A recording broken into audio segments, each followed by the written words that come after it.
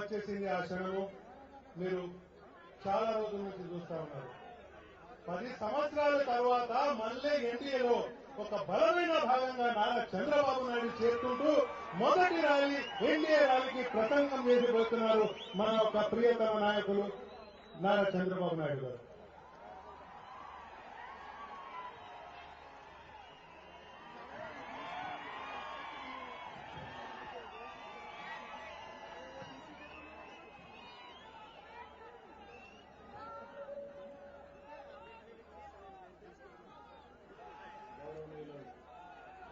నరేంద్ర మోడీ గారు, గౌరవనీయులు పవన్ కళ్యాణ్ గారు,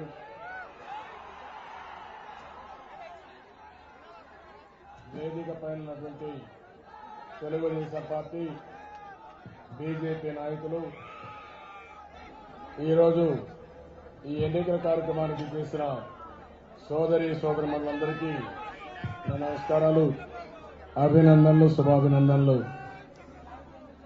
ఇప్పుడే నేను మహబూబ్నగర్ జిల్లాకి వెళ్ళాను, మీటింగ్ చూశాను. ఇప్పుడు ఎల్బీ స్టేడియంకి వచ్చాను.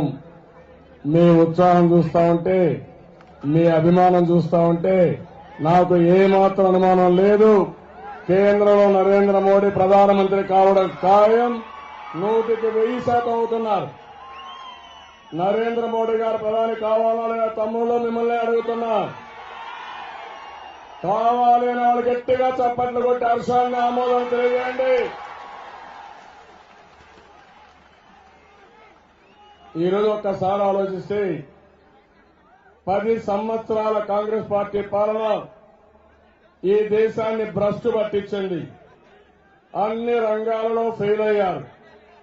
అవినీతి విచ్చలవిడిగా పెరిగిపోయింది. ఒక్కసారి మీరు ఆలోచించుకున్నట్టయితే సోనియా గాంధీ అవినీతికి అండగా నిలబడింది. రాష్ట్రానికి జిల్లాల్లో అవినీతి ఆనకొండలు తయారు చేసే పరిస్థితి వచ్చింది. ఈ రోజు ఈ అవినీతి వల్ల దేశం బాగా దెబ్బతినే పరిస్థితికి వచ్చింది. ఇప్పుడే మిత్రులు పవన్ కళ్యాణ్ గారు చెప్పారు, నిత్యావసర వస్తువుల ధరలు పెరిగిపోయినాయి. అదే మాదిరిగా అభివృద్ధి ఆగిపోయింది. మా తమ్ముళ్ళు ఇక్కడే ఉన్నారు, అందరూ కోరుకుంటున్నారు నరేంద్ర మోడీ వస్తే తప్ప మాకు ఉద్యోగాలు రావు, నరేంద్ర మోడీ ప్రధానమంత్రి కావాలి, దేశం బాగుపడాలని అందరూ కోరుకునే పరిస్థితి వచ్చింది.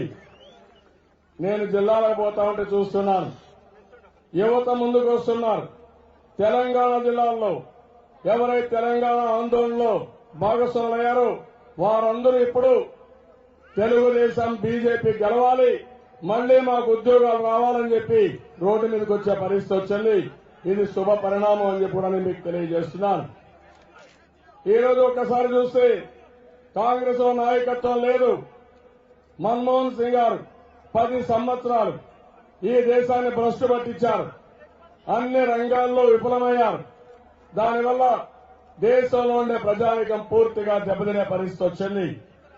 ఈ రోజు నాయకత్వాన్ని చూస్తే నరేంద్ర మోడీ గారు ఉన్నారు, 3వసారి ముఖ్యమంత్రిగా ఎన్నికయ్యారు. అంతేకాదు ఒక సమర్థవంతమైన నాయకత్వాన్ని ఇచ్చారు. ఈ రోజు ఇక్కడ హైదరాబాద్ లో మీరందరూ ఉన్నారు. హైదరాబాద్ ని ప్రపంచ పటంలో పెట్టండి, తెలుగుదేశం పార్టీ పెట్టాం. ఆ విషయం మనం గుర్తుపెట్టుకోవాల్సిన అవసరం ఉంది. 9 సంవత్సరాల్లో ఆ రోజు సైబరాబాద్ సిటీని, హైటెక్ సిటీని, ఇన్ఫ్రాస్ట్రక్చర్ అంతా చేశాం. దీనికి కారణం ఆ రోజు ఎన్డీఏ గవర్నమెంట్ ఢిల్లీలో ఉంది. వాజ్పేయి గారు అండగా ఉన్నారు. ఎప్పుడు నేను అభివృద్ధి కావాలన్నా వాజ్పేయి గారు బ్రహ్మాండంగా సహకరించారు. ఆ రోజు ఎన్డీఏ సహకారంతోనే హైదరాబాద్ అభివృద్ధి చేశాం. ఈ రోజు భారతదేశంలో మీరేది చూసినా ఆ రోజుల్లో అయినాయి తప్ప తర్వాత ఏమీ కాలేదు. ఈ రోజు నేను అడుగుతున్నాను, కాంగ్రెస్ పార్టీ 10 సంవత్సరాల్లో ఏం చేశారని. టీఆర్ఎస్ పార్టీ మాటలు మాట్లాడుతున్నారు, మనం చేసిన అభివృద్ధి అడ్డం పెట్టుకుని డబ్బులు వసూలు చేస్తున్నారు తప్ప ఈ టీఆర్ఎస్ పార్టీ ఏమీ చేయలేదు. ఇది యథార్థం. అందుకని మీలో ఒక చైతన్యం రావాలి. తెలంగాణ వచ్చింది, ఆంధ్రప్రదేశ్ రాష్ట్రంగా ఏర్పడింది, 2 రాష్ట్రాలు వచ్చాయి.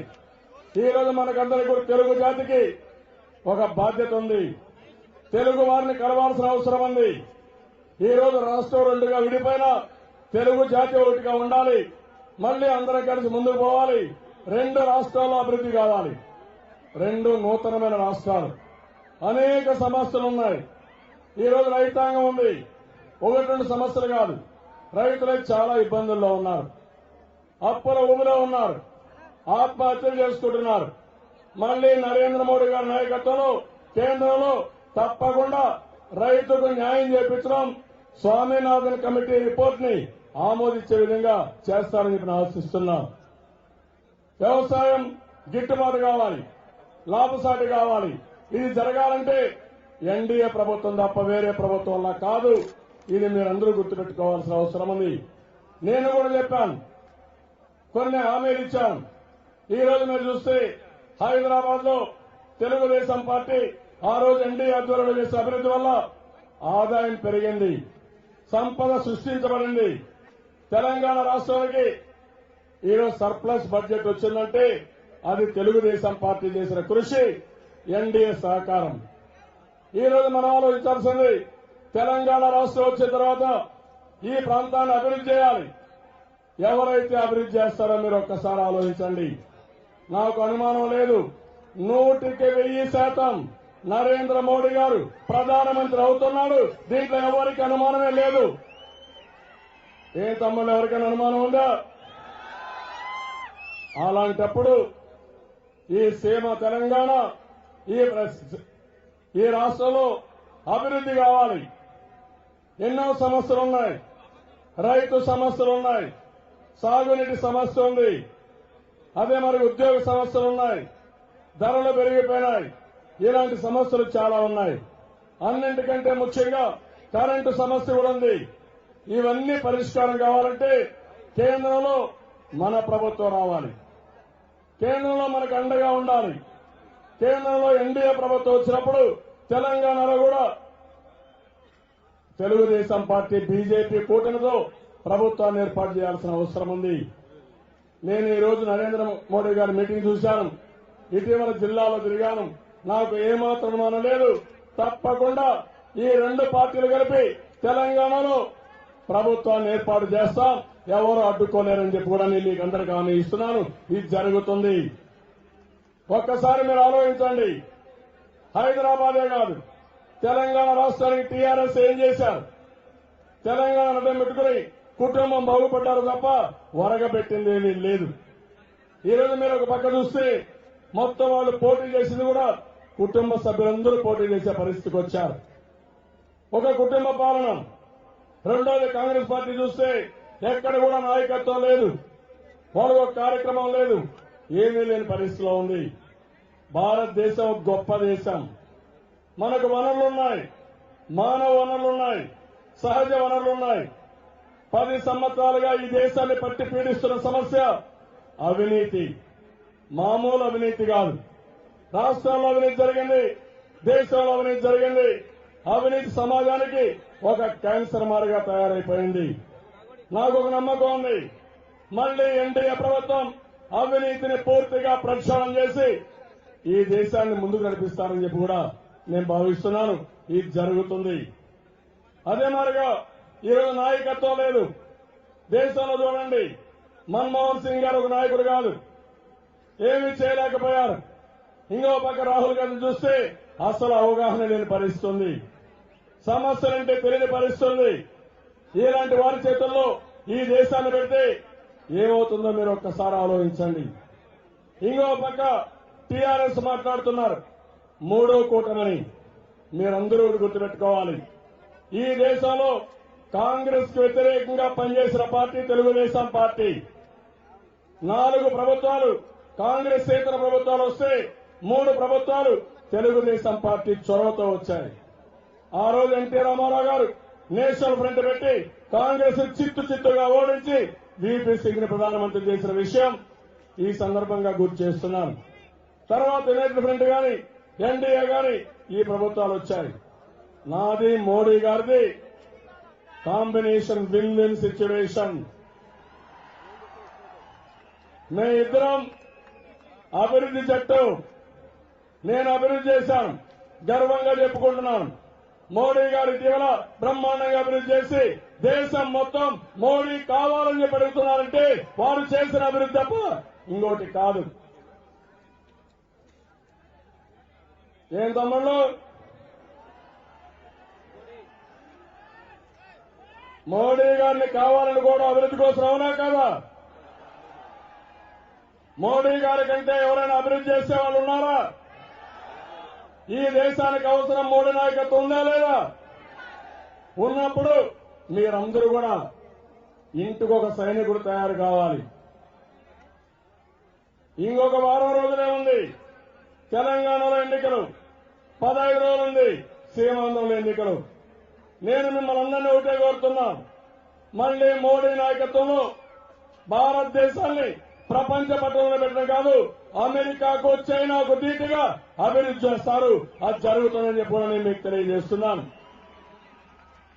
మన పిల్లలకు ఉద్యోగాలు కావాలన్నా, పేదరికం పోవాలన్నా, సుపరిపాలన కావాలన్నా, సమర్థవంతమైన పాలన కావాలన్నా ఇవి జరగాలంటే ఎన్డీఏ రావాలి. ఈరోజు చూడండి, మోడీ గారు ఒక మాట అన్నారు, నేను ఛాయ్ వాలా టీ అమ్ముకుంటాను, దేశాన్ని అమ్మనని చెప్పిన వ్యక్తి గర్వంగా ఒక మోడీ గారు. ఈరోజు నేను కూడా ఒక రైతు బిడ్డగా పుట్టాను. అవసరమైతే మళ్లీ వ్యవసాయం చేసుకుంటాం తప్ప అవినీతికి పాల్పడే సమస్య లేదు, దేశాన్ని అమ్మే సమస్య లేదు. అందుకని నా మీద కూడా చాలా ప్రయత్నాలు చేశారు కాంగ్రెస్ పార్టీ. 35 సార్లు కోర్టుకు వెళ్లారు, 25 సార్లు ఎంక్వైరీలు వేశారు.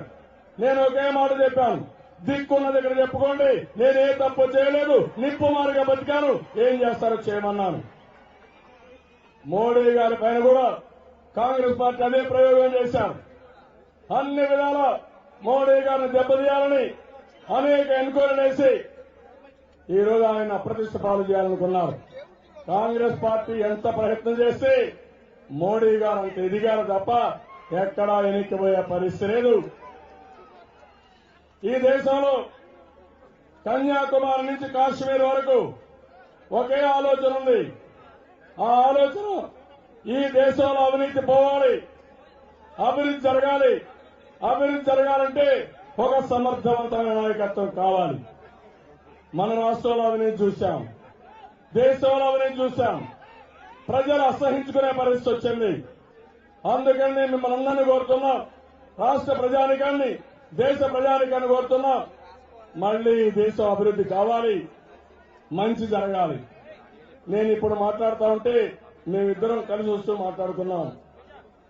మోడీ గారి టెక్నాలజీ పైన ఎంత అవగాహన ఉందంటే, ఒకప్పుడు ఐటీ అంటే నేను ప్రమోట్ చేశాను. ఈరోజు మోడీ గారు ఐటీనే కాదు, 3Dని కానీ టెక్నాలజీని కానీ బ్రహ్మాండంగా ఉపయోగిస్తున్నారు. ఇవి దేశ ప్రయోజనాల కోసం ఉపయోగపడతాయి, భారతదేశ ప్రయోజనం కోసం ఉపయోగపడుతుంది. మా ఆలోచన ఒకటి, ఈ దేశంలో పేదరికం పోవాలి, రైతు ఆనందంగా ఉండాలి, అభివృద్ధి జరగాలి, ఆదాయం పెరగాలి, సంపద సృష్టించాలి. తిరిగి ఆ డబ్బులు పేదరిక నిర్మూలన ఖర్చు పెట్టాలి తప్ప దొంగలు దోచుకోవడానికి వీలు లేదు. ఎవరైనా దోచుకుంటే తప్పకుండా ఆ అవినీతి పరుల దగ్గర ఆ డబ్బులు రాబడతారు తప్ప చట్ట ప్రకారం చర్యలు తీసుకుంటారు తప్ప వదిలే సమస్య లేదని చెప్పి కూడా నేను మీకు తెలియజేస్తున్నాను. తెలుగుదేశం పార్టీ తెలంగాణ ప్రాంతంలో ఒక సామాజిక తెలంగాణ, నవ తెలంగాణ, బంగారు తెలంగాణ కోసం కృషి చేస్తున్నాం. బీసీని తొలి ముఖ్యమంత్రి ఈ తెలంగాణలో పెట్టాలని తెలుగుదేశం పార్టీ నిర్ణయించాం. మోడీ గారు కూడా ఒకసారి ఆలోచిస్తే భారతదేశానికి తొలి ప్రధాని ఒక బీసీ అభ్యర్థి అవుతున్నారంటే గర్వపడాల్సిన అవసరం ఉంది. ఆయన కష్టపడి పైకొచ్చారు, బ్రహ్మాండంగా పనిచేశారు. ఈ రోజు భారతదేశానికి ఒక దారి చూపించే పరిస్థితికి వచ్చింది. ఈ రోజు నేను మిమ్మల్ని అందరినీ అడుగుతున్నాను, రాష్ట్ర ప్రజలు కోరుతున్నా, మీరందరూ కూడా ఒక పక్క తెలుగుదేశం పార్టీ బలపరిచిన బీజేపీ అభ్యర్థుల్ని, బీజేపీ బలపరిచిన తెలుగుదేశం పార్టీ అభ్యర్థుల్ని గెలిపించాల్సిందిగా మిమ్మల్ని కోరుతున్నా. అందరూ ఎంపీలు గెలవాలి, మళ్లీ ఢిల్లీలో మోడీ గవర్నమెంట్ రావాలి, ఇక్కడ ఒక బీసీ ముఖ్యమంత్రి కావాలి. సామాజిక న్యాయం జరగాలి. దీనికోసం పూర్తిగా సహకరించమని ప్రతి ఒక్కరిని కోరుకుంటూ మరొకసారి ఈ కార్యక్రమానికి వచ్చిన మిమ్మల్ని మనస్ఫూర్తిగా అభినందిస్తూ మీ అందరి దగ్గర సెలవు తీసుకుంటున్నాను. జై హింద్, జై జన్మభూమి. మిత్రపక్షాల ఐక్యత వర్ధిల్లాలి. తమలో మిత్రపక్షాల ఐక్యత, మిత్రపక్షాల ఐక్యత, మిత్రపక్షాల ఐక్యత. ధన్యవాదాలు. Thank you. बहुत बहुत धन्यवाद। एक और हमारे पार्लियामेंट के उम्मीदवार अभी अभी ट्रैफिक जाम से पहुंचे हैं, भाई नरेंद्र नाथ जी, वहीं से नमस्कार करके आपका परिचय कर लीजिए। नमस्कार कर लीजिए आप। कई लोग, करोड़ों लोगों की धड़कन होती है, ये अरबों लोगों की धड़कन नरेंद्र भाई मोदी। कई लोग देश की धड़कन होते हैं, विदेश में बैठे वाले लोगों की धड़कन, धक-धक, और कांग्रेस के दिलों में धक-धक धक-धक धक-धक करने वाले भाई नरेंद्र मोदी जी को मैं हाथ जोड़कर निवेदन करता हूं कि हम सभी को संबोधित करें।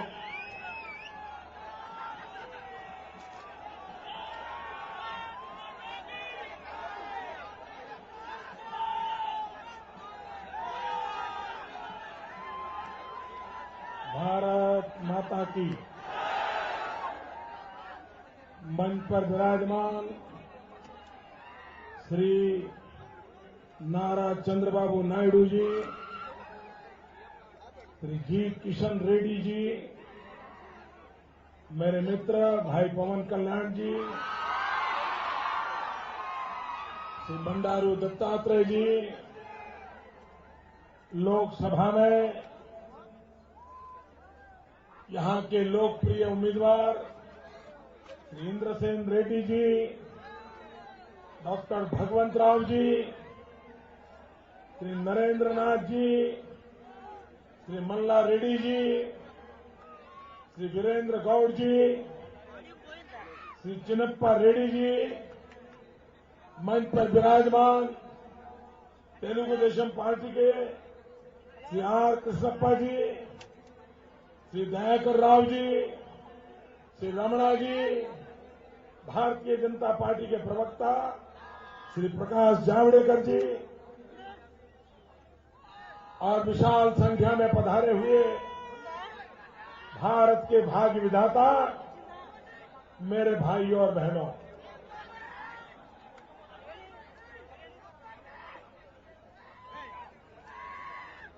चुनाव तो आते हैं जाते हैं, बहुत चुनाव आए, लेकिन ये पहला चुनाव ऐसा है जो राजनीतिक दल चुनाव नहीं लड़ रहे। ये पहला चुनाव ऐसा है जो उम्मीदवार नहीं लड़ रहे हैं। मैं अनुभव कर रहा हूं, पूरा हिंदुस्तान, 125 करोड़ देशवासी अपने अरमानों की लड़ाई लड़ रहे हैं। ये चुनाव देश की जनता लड़ रही है। जब चुनाव घोषित हुए तब मैंने कहा था ये आंधी है, आंधी। लेकिन जैसे जैसे मतदान निकट आ रहा है, मैं कहता हूं ये आंधी नहीं, ये सुनामी चल रही है, सुनामी। कांग्रेस पार्टी और उसके साथी दल, उनके बचने की कोई संभावना नहीं है। जो देश के पॉलिटिकल पंडित इन दिनों एयर कंडीशन कमरे में बैठ करके हिसाब किताब लगा रहे हैं कि किसका 1% स्विंग कहां हुआ है, दूसरे का 2% स्विंग कहां हुआ है, किसका स्विंग ऊपर जा रहा है, किसका स्विंग नीचे जा रहा है। ये पॉलिटिकल पंडित, मेरी उनसे प्रार्थना है कि आपके सारे हिसाब किताब बेकार जाने वाले हैं, क्योंकि आपके लिए ये चुनाव अंक गणित है, एरिथमेटिक है। 125 करोड़ देशवासियों के लिए ये उनके मन की केमिस्ट्री का चुनाव है। ये चुनाव एरिथमेटिक का नहीं है, ये चुनाव केमिस्ट्री का है। पवन कल्याण, मोदी और बाबू 3 बैठे हैं तो आपको लगेगा 1 + 1 + 3 हुए, वो एरिथमेटिक है। लेकिन ये केमिस्ट्री है, ये 111 होती है। ये 1 + 1 + 1 3 नहीं है, ये 3 खड़े हैं 111 हो जाता है। और इसलिए सारे पॉलिटिकल पंडित ये जो हिसाब किताब लगा रहे हैं, वो हिसाब किताब सही निकलने वाला नहीं है। भाइयों बहनों, मैं हिंदुस्तान में भ्रमण कर रहा हूं। हिंदुस्तान के हर जिले में पहुंचने की कोशिश की है। देश के कोटि कोटि जनों के दर्शन किए हैं, उनके आशीर्वाद लिए हैं और आज हैदराबाद की धरती पर आपके आशीर्वाद लेने के लिए आया हूं।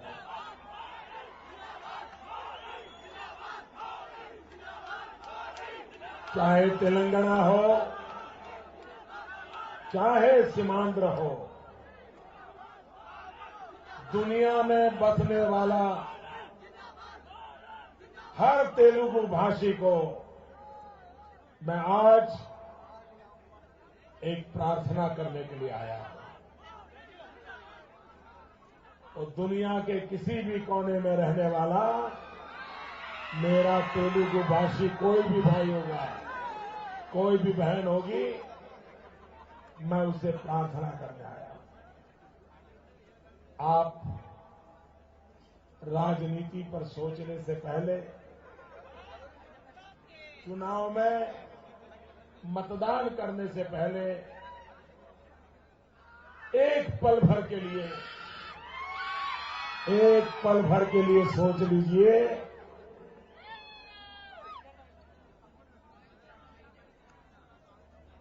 कि मैडम सोनिया जी का परिवार, ये मां बेटे,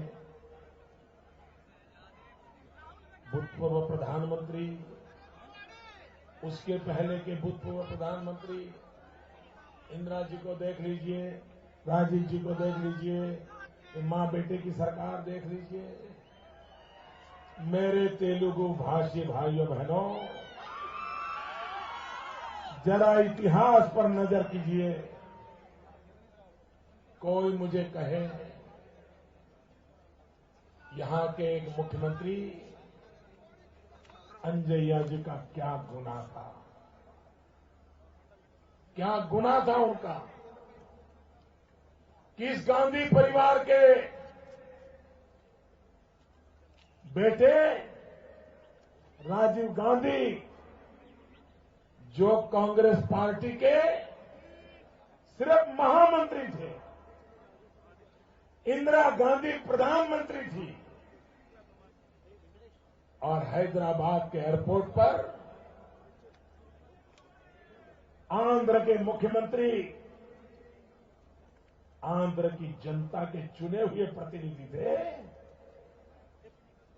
ये हिम्मत थी राजीव गांधी की, जो कुछ नहीं थे, एक पार्टी के महासचिव थे। अंजैया जी को अपमानित किया था, उनकी आंख में से आंसू सूखते नहीं थे और कुछ दिनों के बाद उनको मुख्यमंत्री पद से हटा दिया गया था। राजीव गांधी ने एक गुनाह किया था, एक, और कांग्रेस पार्टी ने आंध्र प्रदेश खो दिया, 20 साल तक खो दिया। भाइयों बहनों, क्या कारण है इस परिवार को आंध्र के साथ, चाहे तेलंगाना हो या सीमांध्र हो, मैं पूछना चाहता हूं, संजीव रेड्डी राष्ट्रपति के नाते उनको पसंद किसने किया था? कांग्रेस पार्टी के अधिकृत उम्मीदवार थे। देश में राष्ट्रपति पद की गरिमा, उम्मीदवार भी एक बहुत बड़ा सम्मानीय बात होती है। और कांग्रेस पार्टी ने संजीव रेड्डी को श्रीमती इंदिरा गांधी ने नामांकन किया था। क्या हुआ? तेलुगु भाषी संजीव रेड्डी का क्या गुनाह था? इंदिरा गांधी ने उनकी पीठ में छरा भोंका, उनके अधिकृत उम्मीदवार को पराजित किया और बीवी गिरी को राष्ट्रपति बना दिया था। मेरे हाथ से तेलुगुवासी भाइयों बहनों, आप याद कीजिए क्या कारण है ये अपमान आप झेल रहे हैं। मेरे गले नहीं उतरता है भाइयों। मैं तीसरी बार बताता हूं, नरसिम्हा राव देश के सफल प्रधानमंत्रियों में उनका नाम इतिहास को लिखना पड़ेगा। वे कांग्रेस में थे, लेकिन ये परिवार उनको पहचान नहीं पाया। मैं हैरान हूं भाइयों बहनों। कांग्रेस पार्टी के प्रधानमंत्री नरसिम्हा राव देश में राजीव गांधी के नाम पर हजारों योजनाएं हैं, इंदिरा गांधी के नाम पर हजारों योजनाएं हैं। नरसिम्हा राव भी तो उनकी पार्टी के प्रधानमंत्री थे। उनके नाम से एक योजना कोई रख नहीं सकता, और कोई रखता है तो कांग्रेस में उसकी छुट्टी हो जाती है। भाइयों बहनों, इतना ही नहीं, जब नरसिम्हा राव की पुण्यतिथि आती है, जन्म जयंती आती है, ये गांधी परिवार का कोई उन्हें फूल चढ़ाने के लिए भी जाता नहीं है। क्या कारण है कि तेलुगु भाषी लोगों के साथ, आंध्र के लोगों के साथ इस परिवार का क्या दुश्मनी है, मेरे दिमाग में नहीं बैठता। भाइयों बहनों, मैं कभी कभी सोचता हूं, अगर सरदार वल्लभ भाई पटेल न होते तो मेरे हैदराबाद के भाइयों, एक पल के लिए सोचिए, सरदार वल्लभ भाई पटेल न होते तो हैदराबाद जाने के लिए वीजा लेना पड़ता। हैदराबाद हिंदुस्तान में न होता। ये सरदार पटेल में दम था कि आज हम हैदराबाद की धरती पर बैठ करके भारत मां के गुणगान कर सकते हैं। उस सरदार पटेल के प्रति भी नेहरू परिवार का रवैया क्या रहा? उनको अपमानित करने का एक मौका नहीं छोड़ा। भाइयों बहनों, तेलंगाना बन गया, सीमांध्र ने अपनी जगह बना ली। अब इस लकीर को कोई मिटा नहीं सकता है। तेलंगाना हिंदुस्तान का एक राज्य बन चुका है। लेकिन भाइयों बहनों, नक्शे पर लकीर दौड़ करके तेलंगाना बनाने वालों ने, सीमांध्र बनाने वालों ने एक पल भी सोचा है इन दो राज्यों का भविष्य क्या होगा? वो आगे कैसे बढ़ेंगे? उनकी व्यवस्थाएं क्या होगी? उनको कौन संभालेगा? भाइयों बहनों, जिस दिन तेलंगाना बना, मैंने कांग्रेस पार्टी पर गंभीर आरोप लगाया था। हम भारतीय जनता पार्टी के लोग तेलंगाना बनाने के लिए लड़ाई लड़े हैं। हम भाजपा के लोग ने लाठियां खाई हैं। हम भाजपा के लोग जेल में गए हैं। हमारे कई साथियों शहीद हुए हैं। हमारा तेलंगाना के प्रति कमिटमेंट था। लेकिन भाइयों बहनों, जिस प्रकार से पार्लियामेंट में खेल खेला गया, जिस प्रकार से तेलुगु भावनाओं को ठोकरें मारी गई, ये तरीके से हम सहमत नहीं है। और इसलिए मेरे भाइयों बहनों, उस दिन मैंने कहा था कि कांग्रेस पार्टी ऐसे कैसे डॉक्टर है जिसने बेटे को तो जन्म दिया लेकिन मां को मौत के घाट उतार दिया। भाइयों बहनों, तेलंगाना तो बना लेकिन तेलुगु स्पिरिट, इसको गहरा घाव कांग्रेस पार्टी ने लगाया है। और मैं बताता हूं भाइयों, मैं इस विषय में निराश था। मैं बाबू से भी बात करता था कि तेलंगाना बने, सीमांध्र बने, लेकिन तेलुगु स्पिरिट को चोट नहीं पहुंचनी चाहिए। ये तेलुगु स्पिरिट है, वो हमें चलने की ताकत देगा। लेकिन एक दिन पवन कल्याण से मिलना हुआ,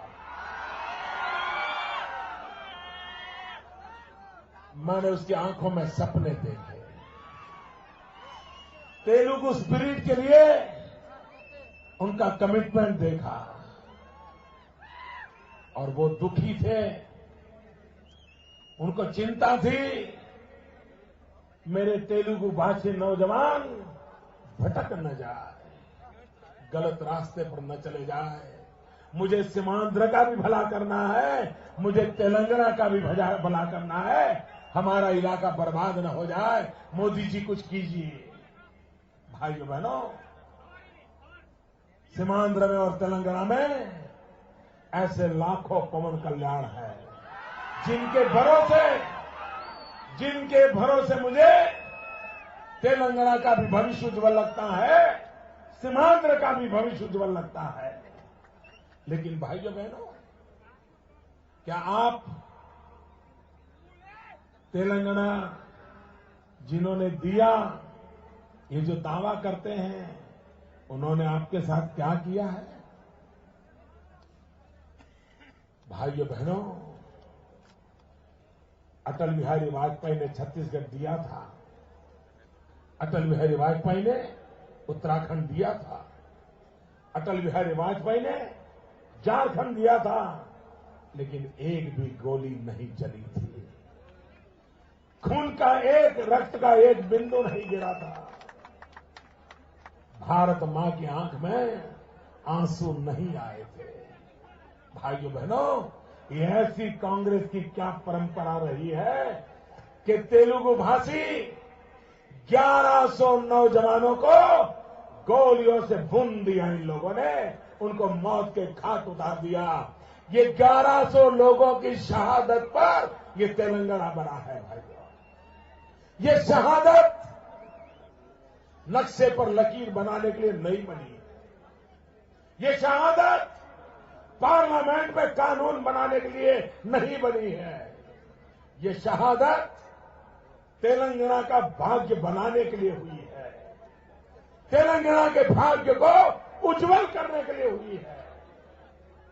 आप मुझे बताइए, जिन्होंने 1100 लोगों को गोलियों से भून दिया, मौत के घाट उतार दिया, क्या वो तेलंगाना का भविष्य बनाएंगे? मुझे जवाब चाहिए आपसे दोस्तों। क्या ये तेलंगाना का भविष्य बनाएंगे? वे आपका भाग्य बदलेंगे? आपकी जिंदगी बदलेंगे? जिन्होंने 1100 लोगों को मार दिया, वे आपके लिए कुछ नहीं कर सकते भाई। और इसलिए इस चुनाव में इन पे भरोसा मत करना।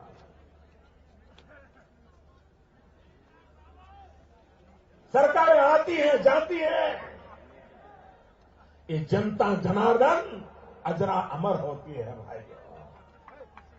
और इसलिए मैं आज तेलंगाना के भविष्य की चिंता लेकर के आया हूं। मैं सीमांध्र के भविष्य की चिंता लेकर के आया हूं। आज आपको एक ऐसे डॉक्टर की जरूरत है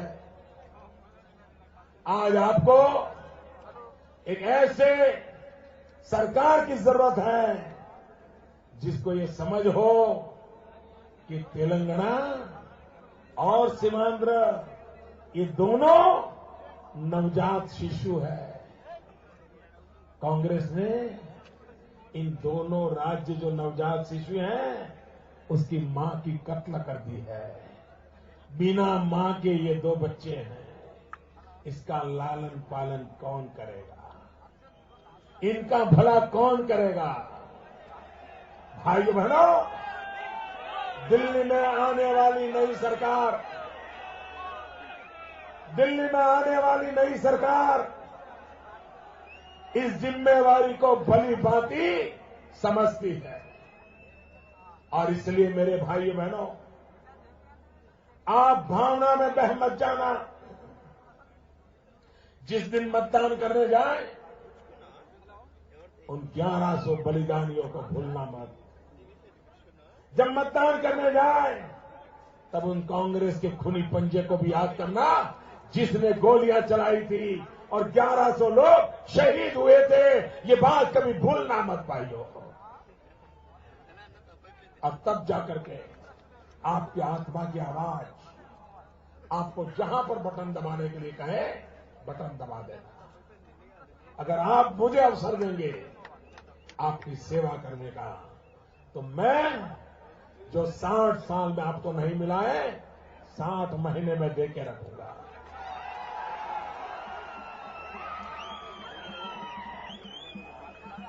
भाइयों बहनों,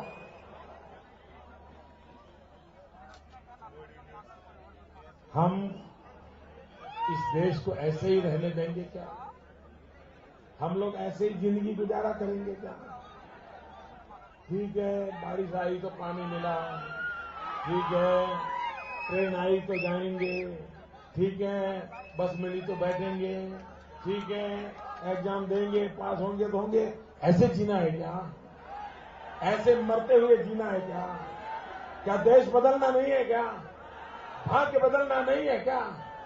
जीवन बदलना नहीं है क्या? सपने सजाने कि नहीं सजाने? और इसलिए भाइयों बहनों, मेरा साफ मत है,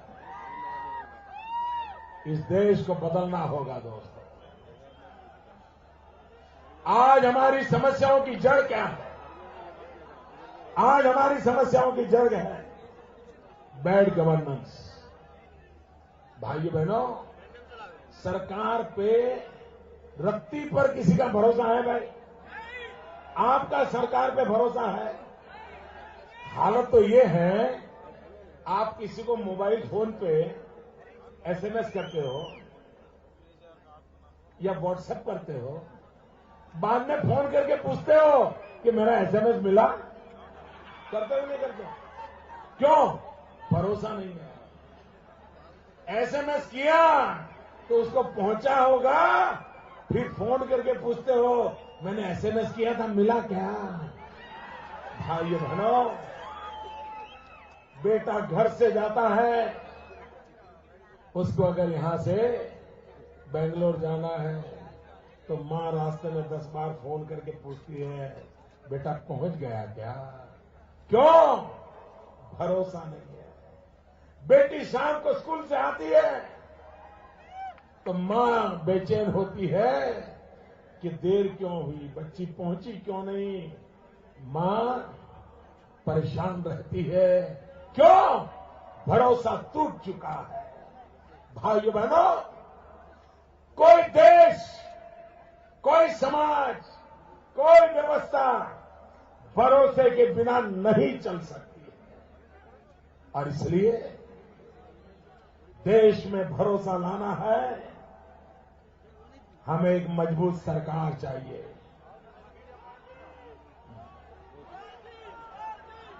भाइयों बहनों,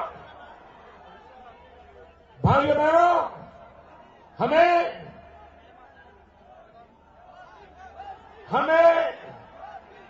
गुड गवर्नेंस पे बल देना पड़ेगा। आप कितना ही बढ़िया कंप्यूटर लाए हो, बहुत बढ़िया आईपैड लाए हो, लेटेस्ट मॉडल का लाए हो, अपने जीवन की महत्वपूर्ण सारी बातें उसमें लोड कर दी हो, और अगर वायरस आ जाए तो कितना ही महंगा कंप्यूटर होगा, आईपैड होगा, कुछ काम आएगा क्या? पुराना सारा खजाना उसमें डाला होगा, बचेगा क्या? जैसे कंप्यूटर में एक वायरस आपकी सारी चीजों को चूर चूर कर देता है, वैसे बैड गवर्नेंस पूरी शासन व्यवस्था को तबाह कर देता है, जनता जनार्दन के सपनों को तबाह कर देता है।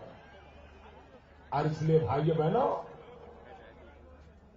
और यहां पढ़े लिखे नौजवान हैं, यही तो हैदराबाद है। चंद्रबाबू के प्रयासों से, अटल बिहारी वाजपेयी के जमाने की सरकार के कारण पूरे दुनिया में हैदराबाद को लोग पहचानने लग गए थे। उसका लोहा मनवाना गया था, आज क्या करके रख दिया इन्होंने। भाइयों बहनों, 21वीं सदी के हिंदुस्तान में क्या हम सपना नहीं दे सकते?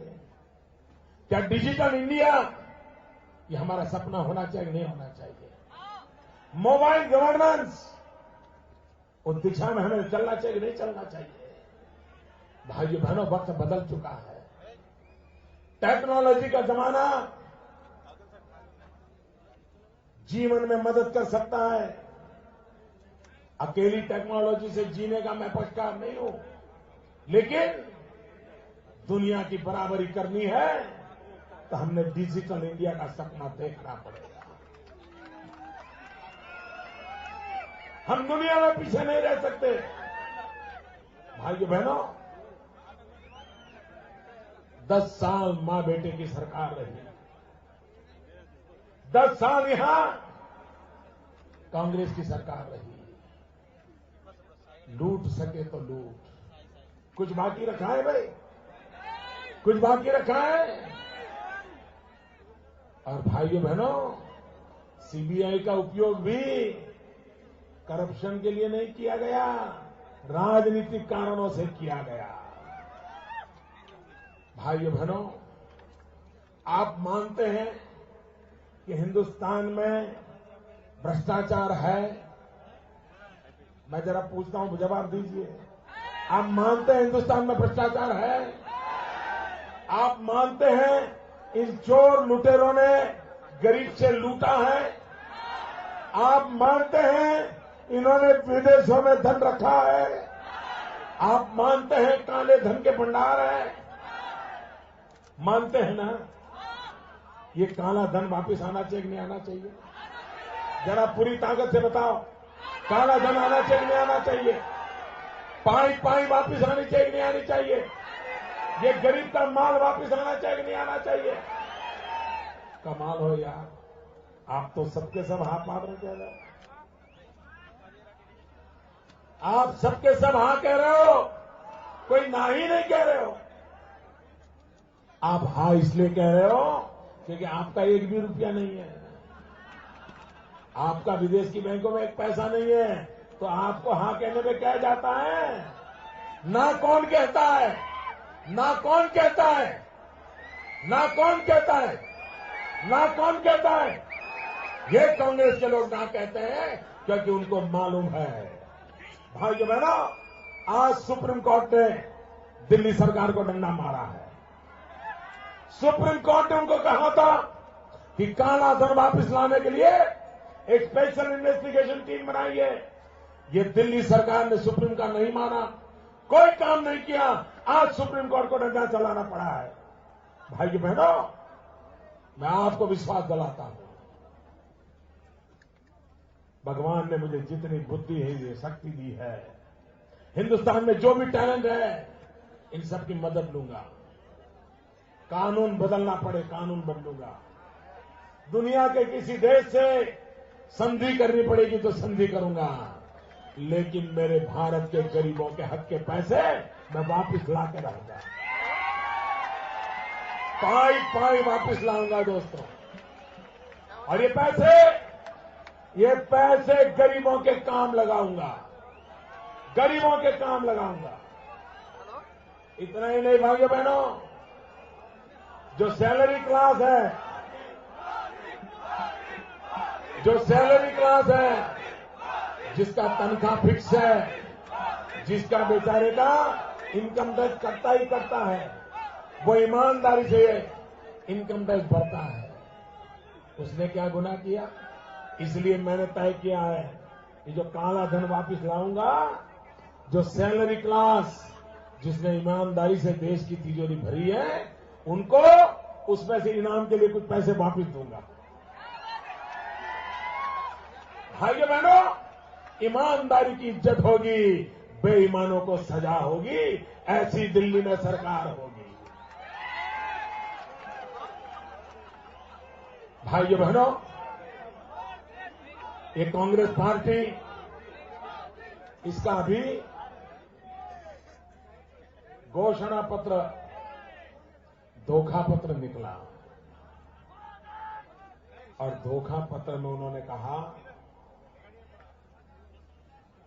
कि मां बेटे की सरकार अगर फिर से बनेगी तो वे 10 करोड़ नौजवानों को रोजगार देंगे। ये धोखा पत्र है, धोखा पत्र। ये आपकी आंख में धूल झोंकते हैं। अब कांग्रेस को ये भी पता चल गया है कि जनता जाग गई है, तो मामला धूल झोंकने से नहीं चलता, तो पार्लियामेंट में उन्होंने मिर्ची झोंकना शुरू किया। मिर्चा, और उन्हीं के पार्टी के लोग, बताइए, तेलंगाना बने इसके लिए भारतीय जनता पार्टी के लोग सारी गालियां खा रहे थे, और तेलंगाना न बने इसलिए कांग्रेस के एमपी पार्लियामेंट में मिर्ची झोंक रहे थे। ये देखिए, दोगली नीतियां देखिए, इनकी बेईमानी देखिए। भाइयों बहनों, कांग्रेस पार्टी ने कहा था, 2009 में कहा था 10 करोड़ नौजवानों को रोजगार देंगे। मैं जरा पूछना चाहता हूं, आप में से कोई है जिसको दिल्ली सरकार ने रोजगार दिया हो? पूरी ताकत से जवाब दो मुझे। आप में से कोई है जिसको दिल्ली सरकार ने रोजगार दिया हो? आपके परिवार में किसी को मिला है? आपके यार दोस्तों को मिला है? आपके अड़ोस पड़ोस में मिला है? ये धोखा है कि नहीं है? आपके घर वादा तोड़ा कि नहीं तोड़ा? जिन्होंने आपसे वादा तोड़ा उनसे आप नाता तोड़ोगे कि नहीं तोड़ोगे? भाइयों बहनों, अटल बिहारी वाजपेयी को 6 साल सरकार चलाने का अवसर मिला।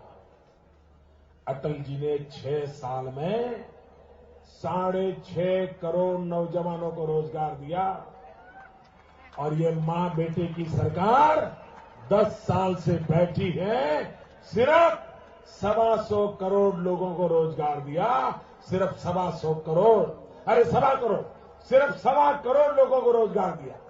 1 करोड़ 25 लाख लोगों को रोजगार दिया। अटल बिहारी वाजपेयी ने 6 करोड़ 40 लाख लोगों को रोजगार दिया था।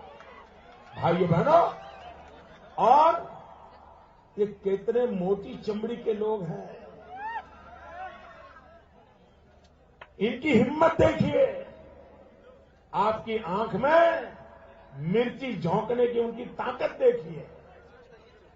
इस बार भी चुनावी मैनिफेस्टो में उनके धोखा पत्र में फिर दावा किया है कि हम 10 करोड़ को रोजगार देंगे। आपको भरोसा है?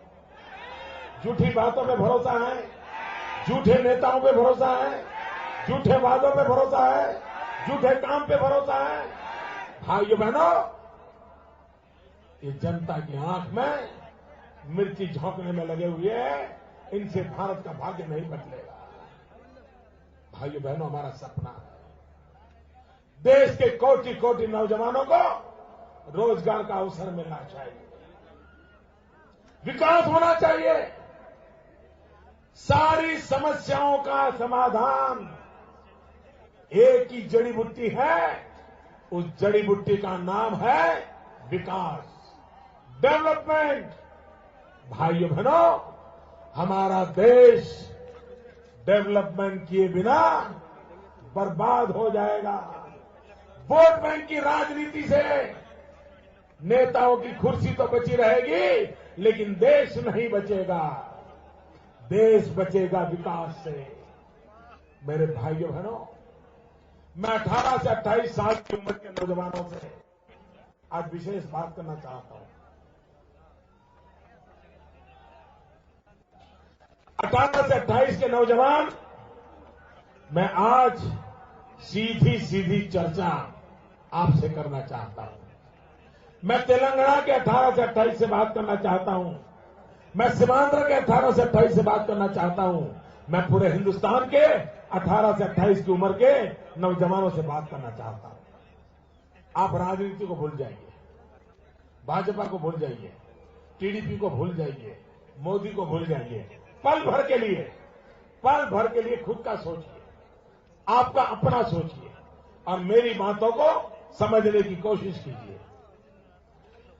विद्यार्थी के जीवन में सबसे महत्वपूर्ण समय होता है 12 प्लस के एग्जाम, 12th के एग्जाम, +2 वाली। +2 की एग्जाम विद्यार्थी के जीवन में सबसे महत्वपूर्ण होती है। अगर 12th में 12वीं के एग्जाम में गड़बड़ हो गई तो उसकी पूरी जिंदगी गड़बड़ हो जाती है। अगर 12th में अच्छे मार्क्स आ गए तो फिर उसकी जिंदगी के सारे दरवाजे खुल जाते हैं। डॉक्टर बनेगा, इंजीनियर बनेगा, प्रोफेसर बनेगा, वकील बनेगा, आईएएस अफसर बनेगा, आईपीएस अफसर बनेगा, जो भी बनना है। महत्व की जगह होती है 12वीं की परीक्षा। ठीक है कि नहीं भाइयों? सही बात है ना? आपने भी जब 12वीं की एग्जाम दी होगी, पूरे परिवार में तनाव रहा होगा। टीवी बंद हो गए होंगे, सिनेमा नहीं देखते होंगे, घर में मेहमान नहीं आते होंगे। 24 घंटे चुप रहो, 12वीं की परीक्षा है, बाहर मत जाओ, 12वीं की परीक्षा है, यही चलता है ना भाइयों बहनों। जैसे विद्यार्थी के जीवन में 12वीं की परीक्षा का महत्व है, वैसे ही इंसान की जिंदगी में हर व्यक्ति, यहां बैठे हुए हम सब, इंसान की जिंदगी में 18 से 28 की उम्र ये सबसे महत्वपूर्ण होती है। आपकी जिंदगी के सारे फैसले 18 से 28 के समय में होते हैं। आपकी कैरियर 18 से 28 में आप चुनते हैं। आप कहां जाएंगे, कैसे जाएंगे, उसके सारे फैसले 18 से 28 एज ग्रुप में होता है। उसके बाद तो उस नींव पर जिंदगी चलती रहती है। 18 से 28 का एक गोल्डन पीरियड है। उसमें अगर एक दिन भी खराब हो गया ना, तो आपकी जिंदगी को बहुत बड़ा घाटा होता है। कोई 75 साल की उम्र का व्यक्ति हो, उसकी जिंदगी में 5 साल बिगड़ जाए, कोई फर्क नहीं पड़ता। कोई रिटायर हो गए इंसान हो, 60 साल की उम्र में 1-2 साल इधर उधर हो जाए, कोई फर्क नहीं पड़ता। लेकिन 18 से 28 की उम्र के नौजवान में 5 दिन भी इधर उधर हो जाए, उसकी पूरी जिंदगी का चक्र बदल जाता है। और इसलिए मेरे भाइयों बहनों, मेरे 18 से 28 के नौजवान, गंभीरता से मेरे सवाल को समझना। आप सोचिए, 18 से 28 के इस समय में अगर दिल्ली में निकम्मी सरकार आ गई तो आपकी तो जिंदगी बर्बाद हो जाएगी, नहीं हो जाएगी? जरा जवाब दीजिए, आपकी जिंदगी बर्बाद होगी कि नहीं होगी? अगर निकम्मी सरकार आई 5 साल के लिए, आपके लिए कुछ बचेगा क्या? आपकी तो पूरी जिंदगी तबाह हो जाएगी। और इसलिए नौजवानों, आप खुद के लिए सोचिए, आपके अपने भविष्य के लिए दिल्ली में मजबूत सरकार होना जरूरी है। आपने अपने जीवन के लिए दिल्ली में काम करने वाली सरकार होना जरूरी है।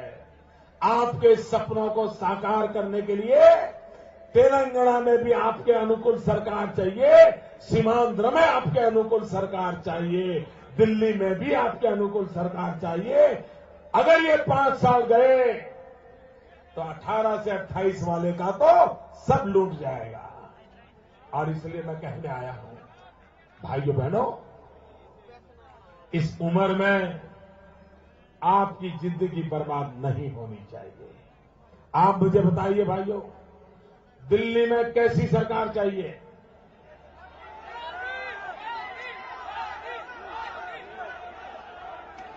दिल्ली में कैसी सरकार चाहिए?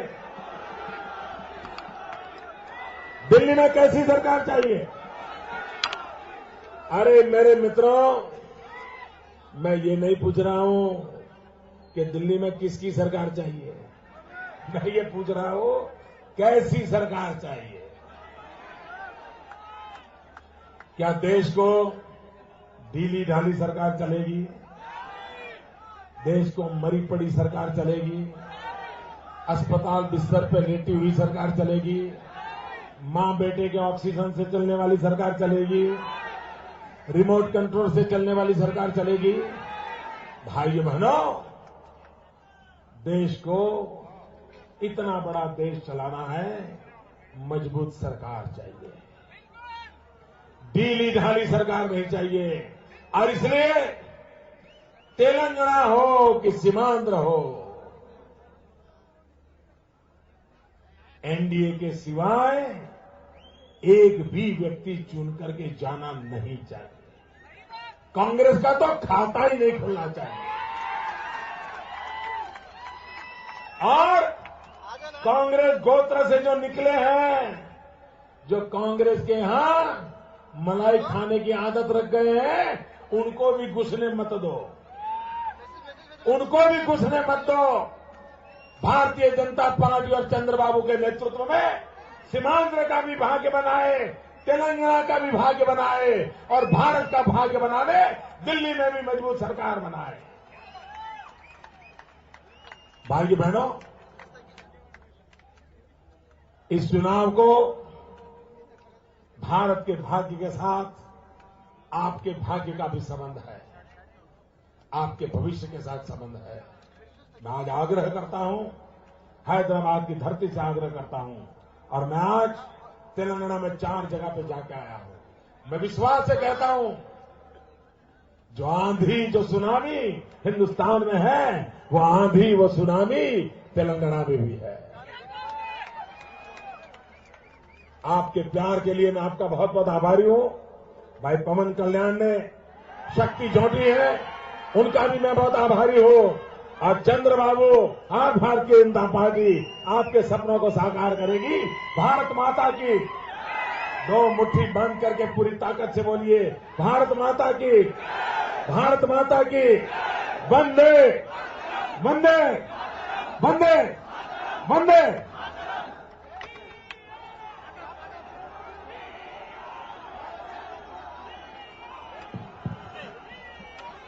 రెండు ఆల్బమ్స్, ఆడియో వీడియో ఆల్బమ్స్ రూపొందించడం జరిగింది. ఒకటి ఇందులో ప్రముఖ పాప్ సింగర్ స్మిత గారు ఒక ఆల్బమ్ వేకప్ ఇండియా మోడీ ఆగాయ అనేటువంటి హిందీ ఆల్బమ్ ఆ యొక్క క్యాసెట్ ఇస్తారు. భారత్ మాతా కీ, భారత్ మాతా కీ, వందే వందే. మీ అందరూ కూడా పేరు పేరున ముఖ్యంగా నరేంద్ర మోదీ గారికి ఎంతో విలువైన సమయము, తెలంగాణ ప్రాంతంలో ఒకటి రోజులో 4 సభలను ఉద్దేశించి వచ్చినందుకు మీ అందరి తరఫున